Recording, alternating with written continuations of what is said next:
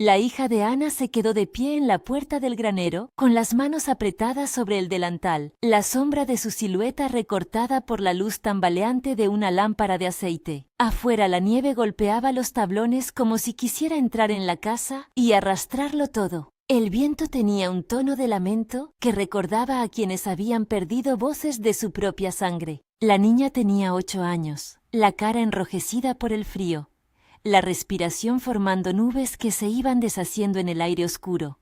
Miró hacia la figura doblada junto a la chimenea, donde su padre mantenía los ojos abiertos en la madrugada, y sintió que el corazón se le aplastaba de pena por él. La ausencia de su madre todavía llenaba la casa como un mueble demasiado grande. «Señor», murmuró con la voz que las niñas usan cuando creen que sus palabras pueden llegar más lejos. «Por favor, envía a alguien. No quiero que papá esté solo». Las palabras fueron pequeñas, sencillas, como piedras lanzadas en un estanque. La niña no entendía cómo funcionaban las cosas grandes como el dolor, pero había aprendido que la oración era una manera de decir lo que el mundo no tenía tiempo de oír. Entonces cerró los ojos y añadió, con la total seriedad de quien confía sin condiciones: «Si quieres, envía un ángel, que tenga las manos calientes». En la oscuridad del granero, el padre no reaccionó de inmediato. Elijah Garrett había aprendido a moverse entre la vida y la memoria con pasos torpes. Tenía las manos ásperas de quien cuida animales y la mirada hundida por noches sin sueño. Desde que Ana murió, la casa principal había quedado demasiado llena de recuerdos. Por eso, había elegido dormir en el granero, junto al heno y al olor a cuero viejo, donde la existencia era más simple y el trabajo rugía con sentido. Tenía 3 hijos que dependían de él. Lou, que era la hija de Ana y guardiana de aquella fe infantil. Tommy, de 6 años, con un ruido constante de curiosidad en la garganta, y Charlotte, que con sus 4 años aún pegaba su mejilla al borde del delantal buscando calor. La carta de Ana, doblada en tinta que se había corrido un poco por la humedad de aquel último año, seguía guardada en un cajón del viejo escritorio. Ana había escrito sin grandilocuencias: «No te cierres, Elijah. Cuida a nuestros hijos. Déjate ayudar. Vive». La letra temblorosa de la firma era, para él, al mismo tiempo siempre actual y siempre lejana. Ana, la madre, cuyo recuerdo todavía se deslizaba como luz sobre la mesa por las mañanas. Lou apretó la carta contra el pecho una vez, como quien busca confirmación. Luego salió al umbral, encomendando una petición que no exigía entender cómo llegaría la respuesta. El granero crujió con el viento, un caballo respiraba en la oscuridad, y en el rincón más alejado, una sombra inesperada apareció. Los cascos de un animal sonaron sobre la nieve, y alguien, embutido en un abrigo empapado, golpeó la puerta del corral con la desesperación propia de quien ha viajado demasiado. La niña dio un paso adelante, creyendo que su plegaria había sido escuchada, y sintió un calor extraño en la boca del estómago, como si algo, o alguien, hubiese respondido. No era un arcángel con alas, pero la vida suele responder con maneras más humanas de lo que las historias prometen. Un cuerpo quedó apoyado contra el umbral.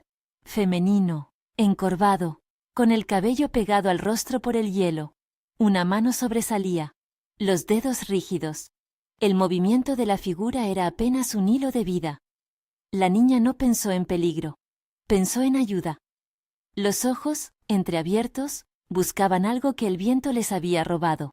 Bajo la nieve que se derretía en su ropa, una mujer respiraba con dificultad, y sin saber por qué ni cómo, Lou supo que tenía que entrar. Elijah tardó un segundo más que el sentido común. La prudencia, forjada por años de hombres que no se metían en problemas que no eran suyos, lo hizo levantar la mirada. Un extraño quien en otro tiempo habría sido recibido con preguntar nombres y propósitos. Pero los días le habían quitado la condición de juez y le habían dado la de protector. Cuando vio a su hija sobre el umbral, clavada con la firmeza de una oración, cualquier escrúpulo quedó tercero. Dejó la pipa, agarró la linterna y, sin pensarlo en voz alta, se acercó. Arrastraron a la mujer al interior del granero, la envolvieron en mantas que olían a heno y tabaco. Lou la miró con una mezcla de compasión y una certeza infantil. Aquel cuerpo era la respuesta a su súplica, el alguien que había pedido a voces. Los ojos de la mujer, al fin, se abrieron en un destello de reconocimiento que estaba más cerca del asombro que del dolor.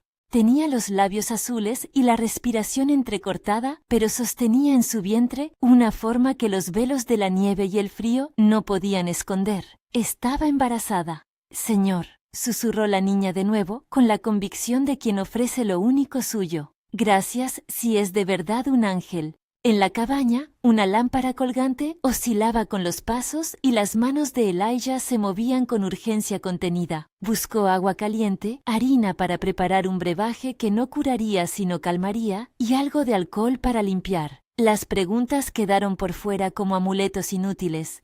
¿Quién la había traído hasta allí? ¿Por qué estaba sola en la tormenta? ¿Qué herida cargaba, además del frío? La prioridad era otra.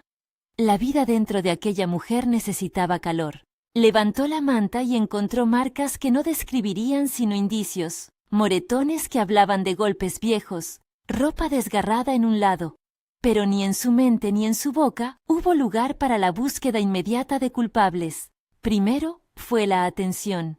El silencio dentro del granero se llenó de pequeños ruidos. La respiración de la mujer, el crujir de las botas de Elijah, la voz baja con la que Amanda, no Amanda, la hija de Ana le hablaba como si le contara un secreto.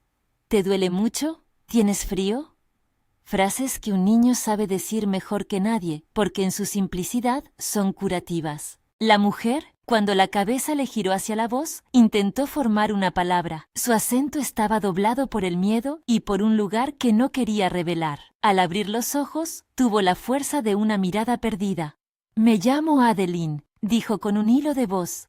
El nombre era un soplo, pero en la mesa de cariño que se iba tendiendo, bastó para que los niños se acercaran con curiosidad sin ruido, como si supieran que toda nueva figura merecía respeto. Mientras la noche se plegaba sobre ellos, la historia de la granja continuaba moviéndose. Elijah pensó en la carta de Ana, en su petición de no cerrarse. Recordó la urgencia de esas líneas, la orden dulce de seguir vivo cuando la tristeza amenazaba con arruinarlo todo. Ahora, frente a aquel cuerpo encogido en mantas, la carta parecía una brújula que volvía a señalar norte. Si Ana tuviera que elegir, habría pedido lo mismo. La ternura en acción que transforma extraños en familia. Así, sin decirlo en voz alta, Elijah dejó que esa memoria dictara cada uno de sus cuidados. Los días que siguieron desmontaron la noción de normalidad con una compostura que, para quienes vivían en el valle, era casi cotidiana. Adeline tuvo un lugar para secarse, para recuperar la sangre de las mejillas y esa postura que no se puede fingir, la de quien renace. Aprendió a caminar despacio dentro de la cabaña, a aceptar la comida caliente, a dejar que Charlotte se enroscase contra sus rodillas como si encontrara un refugio que no había conocido. Lula miraba como a una lección viva. La fe, en su forma más pura, se parecía a quienes se acercan sin preguntarse demasiado a las manos extendidas. En las noches, cuando los niños ya dormían y el silencio pesaba en la madera, Elijah se quedaba despierto y miraba a la lámpara, repitiendo los fragmentos de la carta. A veces, al sentir el corazón más ligero, susurraba una oración entre dientes. «Gracias, Señor, por esta puerta abierta». Una frase que mezclaba temor y esperanza sin promesas ni garantías, solo una rendición agradecida. No era un agradecimiento triunfal, era el reconocimiento de que la vida podía sorprender, y que él, hombre curtido por pérdidas, todavía podía permitir que lo sorprenda. El pueblo no tardó en murmurar. En el Wyoming de 1878, las casas estaban dispersas, y las noticias circulaban a caballo con la velocidad que la nieve permitía. Un par de vecinos vieron a Adeline llegar en la tormenta y trajeron ollas de caldo, una manta extra y preguntas que buscaban orden. ¿De dónde viene? ¿Quién la acompaña? La gente no se detenía en juzgar. La cercanía del frío había enseñado la solidaridad como una forma de supervivencia. Ezekiel Holloway, un hombre con las manos rugosas por la edad y una mirada que no perdona el atropello, fue uno de los primeros en ofrecerse. No era un forastero sin peso social. Los Holloway habían resistido heladas peores y sabían cuándo la comunidad debía sostenerse como un tablero bajo nieve. Adeline, con la boca ahora nunca tan callada, contó, con trozos y silencios, lo indispensable, que huía de alguien, que había cruzado ríos y caminos, que su marido, Silas Shaw, la buscaba con ira. Dijo que había intentado partir en la madrugada y que la violencia se había intensificado hasta que no tuvo más opciones. No añadió detalles que sangraran. Sus palabras se quedaron en la nubosidad de lo que la memoria esconde para sobrevivir. Lo que importó más que la noche, y lo que habría de durar en las miradas del pueblo, fue la certeza de que hablaba con la firmeza de quien se ha puesto en movimiento para proteger una vida que crecía dentro de ella. Ezequiel frunció el ceño y apretó sus manos en los bolsillos. Conocía a Silas de vista. Era un hombre de trato seco, de manos con callos que hablaban de trabajo que a veces se torcía hacia la violencia.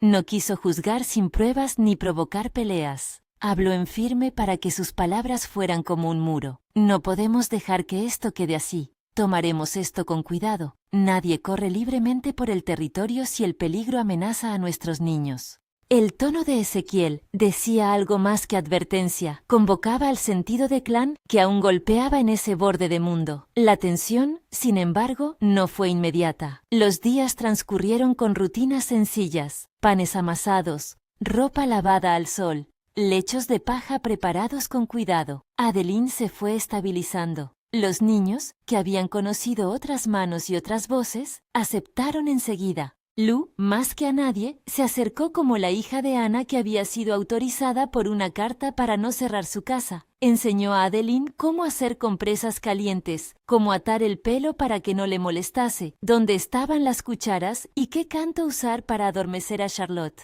En la minuciosa labor doméstica, las heridas empezaron a cerrarse a golpes de ternura. Pero en la ladera de toda alegría aguardaba el signo del peligro. Cuando uno huye de algo tan brutal como una relación abusiva, no siempre hay un antes y un después claros. La huida deja huellas, y las huellas pueden ser seguidas. No eran necesarias amenazas directas para que la gente levantara la guardia. Las miradas al monte se volvieron más frecuentes. Había voces en las tabernas comentando que Silas no solía aceptar afrentas, y quienes le conocían aseguraban que no sería hombre de dejar pasar la afrenta sin respuesta. Dejar de ser un secreto no es solamente revelación, es una elección que trae consigo consecuencias. Un día, pasadas 2 semanas de aquel abrazo primero al calor, un hombre a caballo cruzó el sendero frente a la cabaña. Tenía la espalda recta, ropa que sabía de viajes, y una mirada que no escondía intención. Su nombre, cuando se presentó con la economía de quien viene a preguntar y a vender servicios, fue Cole Decker.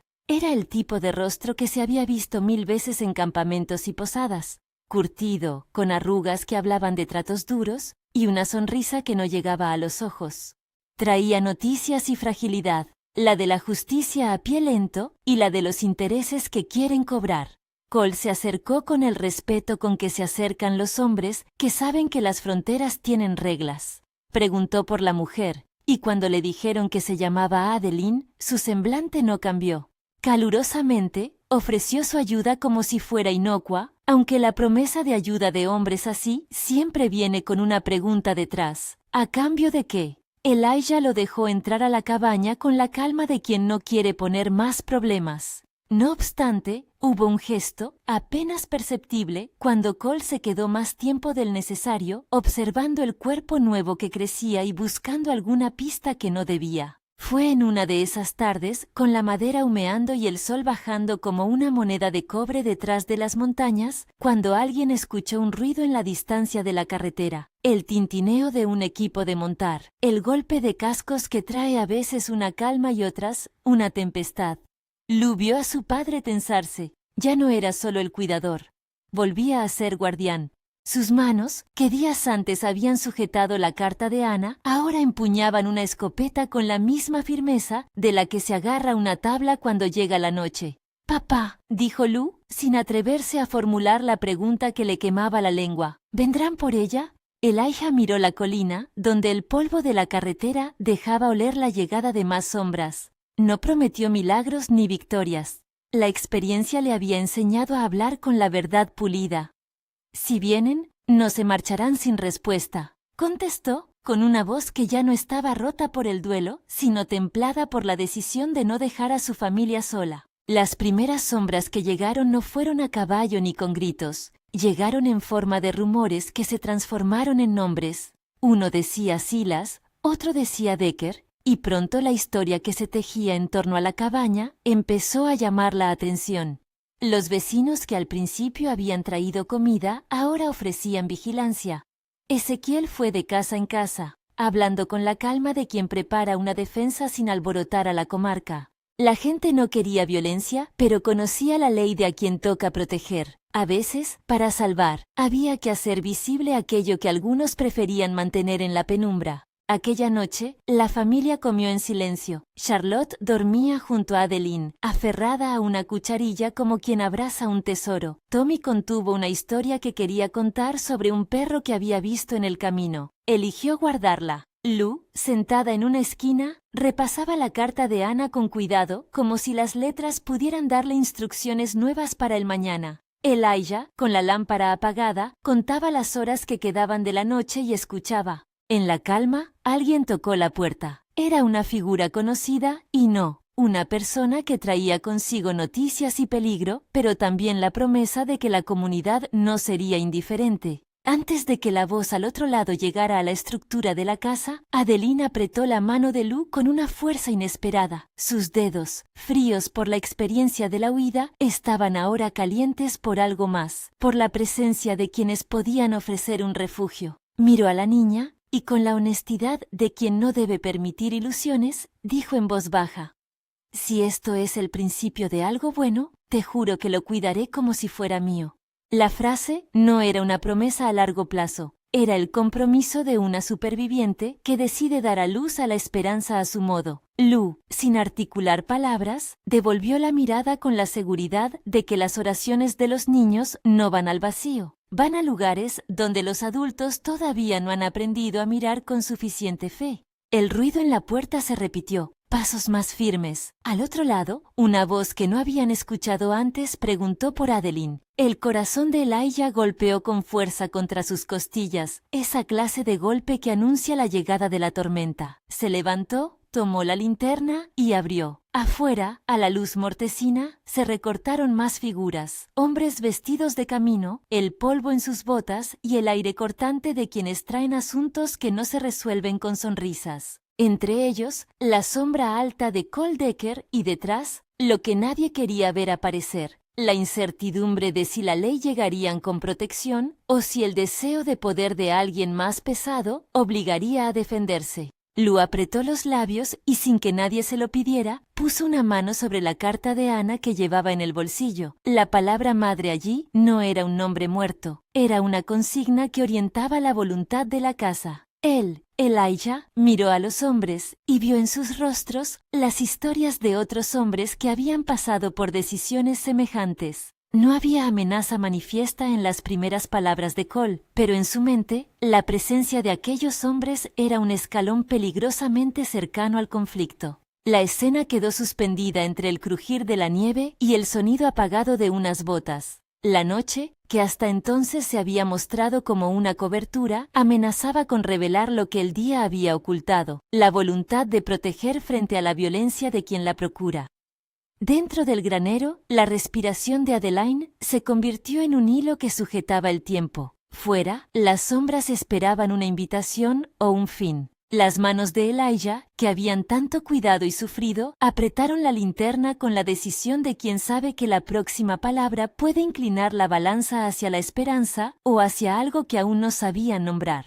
Elijah abrió la puerta y la luz de la linterna recortó rostros curtidos por el tiempo y el frío. Cole Decker estaba en primera fila, con la sombra de su sombrero proyectando una ceja dura. Detrás de él, un par de hombres que hablaban poco y miraban mucho. No había en sus gestos la educación de los que vienen a pedir. Traían la determinación de quienes creen tener derecho a nombrar destinos. «Buscamos a Adeline Shaw», dijo Cole con voz lisa, como quien alega un nombre y espera que las cosas vuelvan a su sitio tras pronunciarlo. Elijah no había esperado palabras tan directas. Dentro, la presencia tibia de Adeline y el latido contenido de la casa le dieron una severidad nueva a la cara. No era el viejo que aceptaba rendiciones fáciles.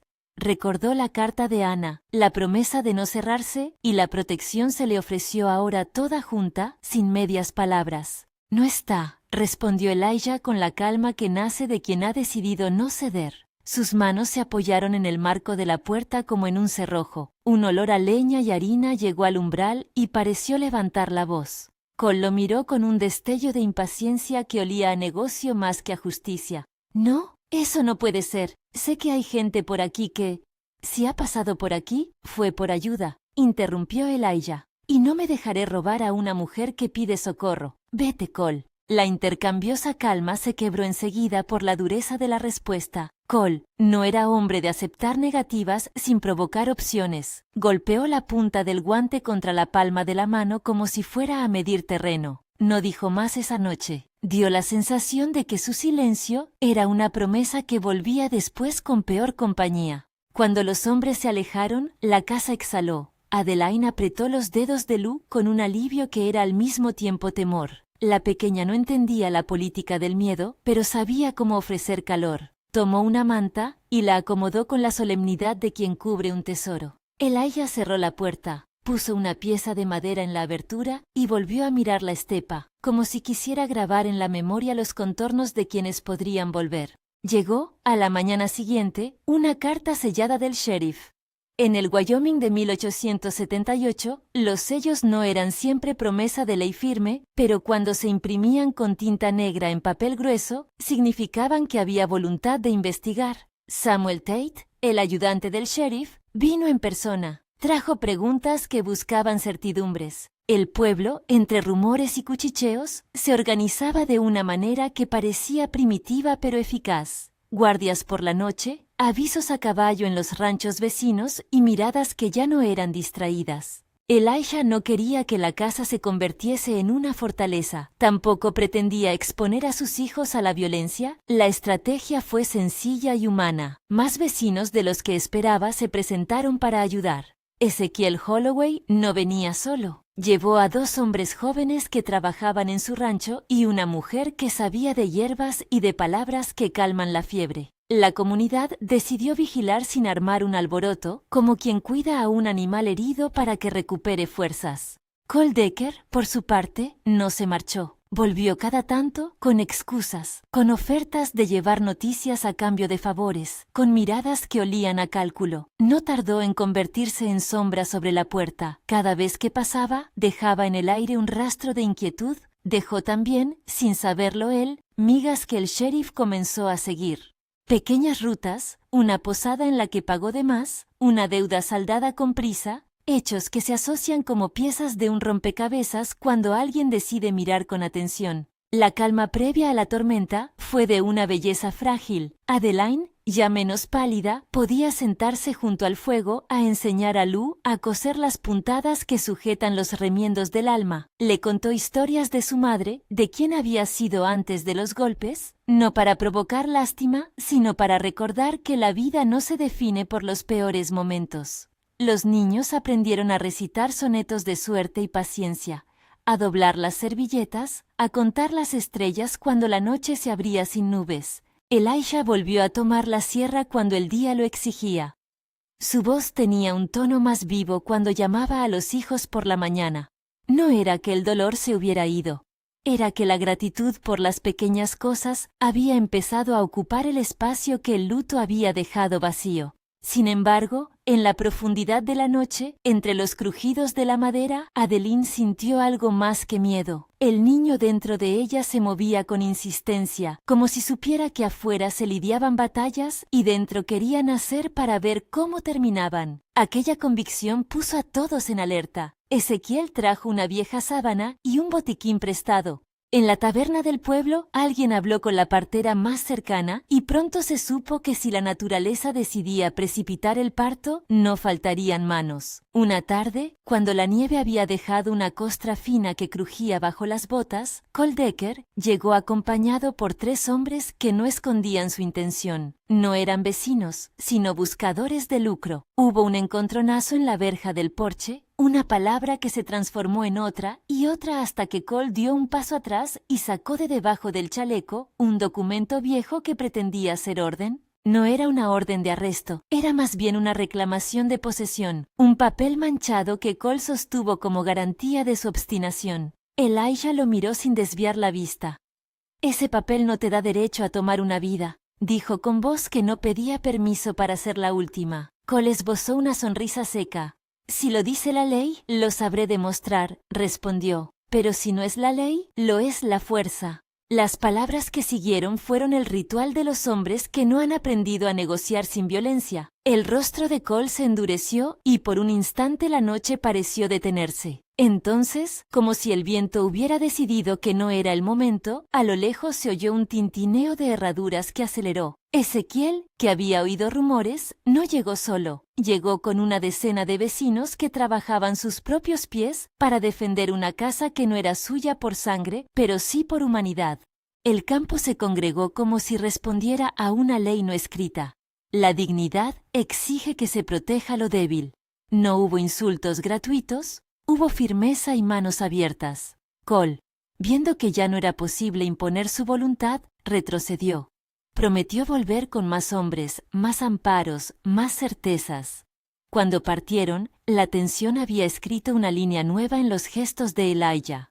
La conciencia de que el peligro podía crecer más allá de lo que la comunidad podía contener. Las noches siguientes fueron de vigilancia. El sueño se convertía en una moneda que solo se gastaba en pequeñas dosis. Los niños aprendieron a dormir aunque el ruido de la puerta les recordara el mundo exterior. Lou, con la carta de Ana escondida en la solapa, seguía rezando en el granero. Sus palabras seguían siendo simples. «Señor, cuida a los que nos cuidan, que las manos sean justas». No eran plegarias que prometieran un final rotundo. Eran ofrendas de paz para quien escucha más allá de las palabras. La mujer por la que tanto se movía el pueblo tuvo, al fin, un síntoma que no se podía ignorar. El dolor se volvió ineludible. Fue una madrugada en la que la nieve amenazaba con borrar huellas, cuando las contracciones declararon urgencia. La partera llegó con sus manos trabajadas por partos anteriores y con una calma que era como un bálsamo. La casa se organizó en un silencio eficiente, sábanas limpias, agua caliente, mantas para el bebé. Elijah sintió, por primera vez en mucho tiempo, el vértigo y la alegría mezcladas. El nacimiento de una vida en medio de la amenaza era una prueba de que la ternura todavía podía desafiar la dureza. El parto fue largo y lleno de respiraciones contenidas. Lou, firme como loare los niños con fe, sostenía la mano de Adeline y le susurraba palabras que parecían abrir pequeños claros en la noche. «Respira, aguanta, quiero conocer tu bebé». Adeline, con los ojos cerrados, murmuraba el nombre que había llegado sin avisar. Hope. No lo decía como si fuese seguro, lo decía como si fuera una promesa que alguien más podría cumplir con su sola presencia. Afuera, la noche parecía pesar con intenciones propias. Los cascos que se escuchaban a lo lejos hicieron que todos apretaran los labios. La casa estaba rodeada por quienes habían prometido estar. Ezequiel en la puerta, las manos en el cinturón más por costumbre que por amenaza. Samuel Tate con sus papeles, y un grupo de vecinos que no permitirían que la vida se marchitara sin defenderla. Fue en ese cruce exacto, en el momento en que una vida se abría camino, cuando llegaron 3 hombres que traían con ellos la violencia latente de Silas Shaw. No era aún Silas quien entró, era una compañía suya, forajidos a sueldo, apresurados y con prisa por resolver cosas. Cole había cumplido su parte, había hecho ver que en el rastro de Adeline había un precio que valía la pena cobrar. Aquella noche, sin embargo, la ley no era ausencia. Samuel Tate dejó claro que quien tocara a una mujer indefensa en aquella casa lo haría bajo vigilancia y que no habría impunidad. Las voces subieron, hubo empujones, y un hombre desató el conato de pelea que hubiera podido degenerar. Elijah, con la mirada templada, se adelantó y tomó el asunto como quien toma un haz de leña para separar chispas, con firmeza y sin provocar. No quiso sangre, no quería una tragedia que mancillara el calor de la cabaña. La tensión estalló en disparos que perforaron la noche como llovizna de metralla. No hubo escenas gloriosas, no hubo fanfarrias. Lo que hubo fue el ruido seco y aterrador de lo que sucede cuando la vida y la violencia se rozan. Los disparos fueron aislados, y los hombres que habían intentado irrumpir retrocedieron. Un intercambio breve, que supo a demasiada certeza de que el peligro había sido real, terminó con un hombre herido en una pierna y otro huyendo con la mitad de la dignidad perdida. Gracias a la rápida coordinación, Ezequiel con su experiencia, Samuel con su autoridad, vecinos que cerraron puertas y ventanas, la casa no fue tomada. Elijah sintió cómo el corazón le golpeaba en el pecho. La protección había requerido fiereza. No se sentía orgulloso de ello, pero sí agradecido a quienes habían intervenido con decisión sin buscar gloria. A la mañana siguiente, la noticia corrió más lejos que la nieve. En el umbral de la cabaña había nacido Hope, un bebé que llegó con el olor a lana y la promesa de mañanas. Los rumores, que antes cortaban las calles como cuchillos, empezaron a ir en otra dirección. Una mujer había sido protegida y un recién nacido había sido sostenido por manos que no eran de su sangre. El nacimiento, lejos de cerrar un capítulo, abrió nuevos frentes. Silas Shaw no era un hombre que se resignara con facilidad. La ley tuvo que hacer su parte con diligencia. Decker, cuya codicia le había hecho mirar más lejos de lo que debía, descubrió que sus acciones le traían consecuencias. En una noche de whisky y malicia, alguien recogió palabras de exceso, confesiones que Cole había vertido a quien no debía. Esa persona, con valor que se reconoce en momentos de justicia, fue a la autoridad con lo que sabía. Samuel Tate escuchó, cotejó y con papeles en mano fue a buscar a Silas. Las pruebas no siempre son limpias en un mundo de sudor y manos sucias. A veces requieren paciencia y testigos que se atreven a hablar. Ezequiel consiguió lo que parecía imposible: un relato de manos que habían visto y oído el tránsito de la violencia. Una mujer que trabajaba en un salón reconoció a Silas en la sastrería donde se había cubierto la cara. Las vueltas jurídicas se movieron con cansancio pero con firmeza. Silas fue, al fin, detenido en un rancho vecino, con resistencia pero sin la posibilidad de escapar a la verdad que se había construido. El proceso legal, en un condado que no siempre se distinguía por su rapidez, tomó su curso. Hubo testimonios en la sala de justicia. Hubo lágrimas contenidas y palabras que pesaban como piedras. Decker, cuyo papel había sido oscuro, resultó finalmente instrumental. Su ego le había hecho hablar demasiado y sus propias maniobras sirvieron como evidencia en su contra. Las negociaciones legales, los relatos de los testigos y la gravedad de los hechos llevaron a un veredicto que no fue simple venganza, sino reparación. La anulación del matrimonio de Adeline y la condena de Silas por abusos y otros cargos se dictaron con la severidad que el caso pedía. La ley, que a veces llega tarde, esta vez apareció lo bastante rápido como para sostener la vida naciente. La comunidad, que había participado en la historia como actor y juez moral, celebró no con jolgorio, sino con una quietud que reconoce la justicia cuando se aplica. Ezequiel, con su mirada de anciano sabio, dijo pocas palabras en la mesa del banquete improvisado que se organizó cuando Hope cumplió su primer mes. Hemos hecho lo que había que hacer. Y la frase sonó a cierre y apertura a la vez. La vida había seguido su curso, la cabaña mantenía su calor, los animales volvieron a sus costumbres y las plantas del huerto ofrecieron tímidas hojas verdes. Con el tiempo, la convivencia entre Elijah y Adeline se transformó en algo que ninguna palabra podía encorsetar.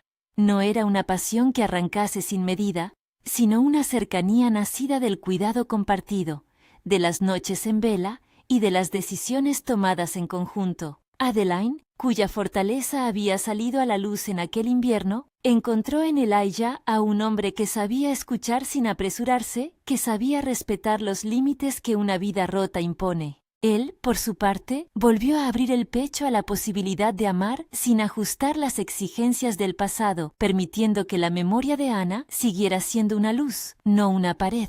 La boda se celebró en primavera, cuando la nieve ya no golpeaba los tablones y el campo mostraba un tímido verdor. No fue una ceremonia ostentosa, fue una reunión de manos que habían sostenido y de miradas que se habían encontrado en la duda.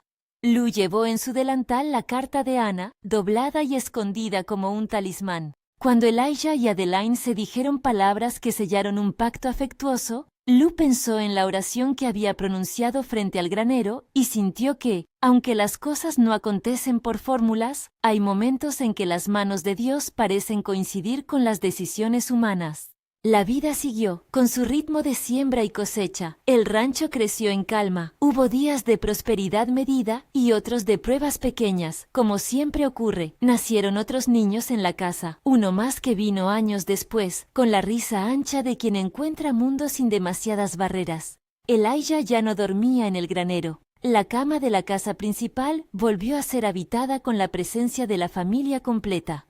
La carta de Ana permaneció en el cajón, y en ocasiones Elijah la leía en voz baja, como quien repasa una lección que ha sido necesaria para no perderse. Hubo también justicia que terminó de cerrarse con el tiempo. Silas cumplió lo que la ley le impuso. La comunidad, que había sostenido la denuncia y la investigación, se sintió fortalecida por haber protegido a los suyos. Cole Decker, por su parte, se encontró sin la influencia que había pretendido ejercer.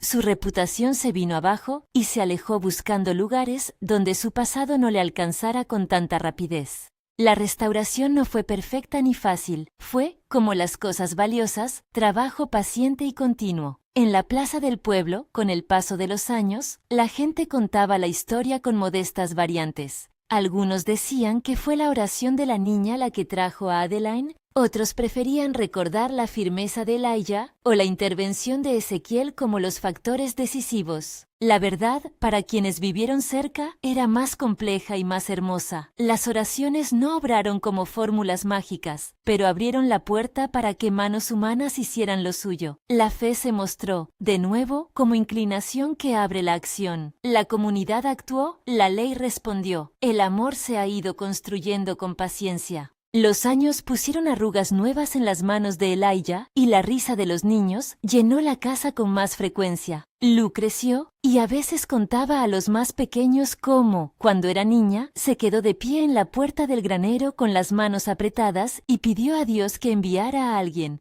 No era para pedir milagros grandes, decía, sino para que alguien viniera a sostenernos. Sus palabras eran sencillas y tenían una calidad de enseñanza que no requería sermón. El valor de permanecer abierto y de permitir que la ayuda llegue cuando más la necesitas.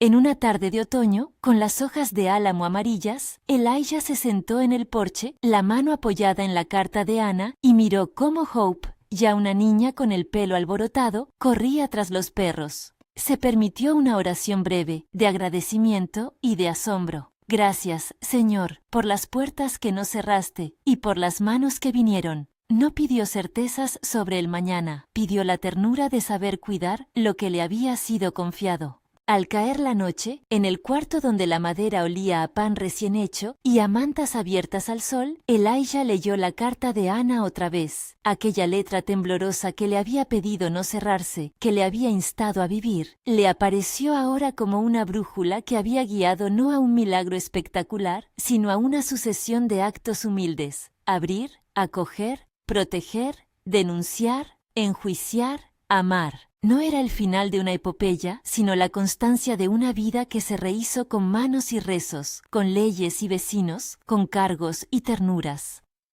Si esta historia te conmueve, comparte con alguien que valore la esperanza y la solidaridad. Al final, cuando las voces de la casa se apagaban y la noche ponía su manto, Lu entró al cuarto que su madre había ocupado en el recuerdo y dejó la carta como se deja una flor, con respeto y con agradecimiento. Se arrodilló junto a la cama y en voz baja dijo una oración que no exigía respuestas sino compañía. Señor, gracias por la vida que vino y por las manos que atendieron. Guarda a los que han de venir. Amén. La respuesta no llegó como un trueno. Vino en forma de rutina cotidiana, de vecinos que pasaban el cubo de leche, de paradas en el camino para tomar café y comprobar que la leña no faltara. Vino en historias que los niños contaban, pequeñas y luminosas, sobre cómo la fe y la acción humana habían cambiado el destino de una casa en la nieve.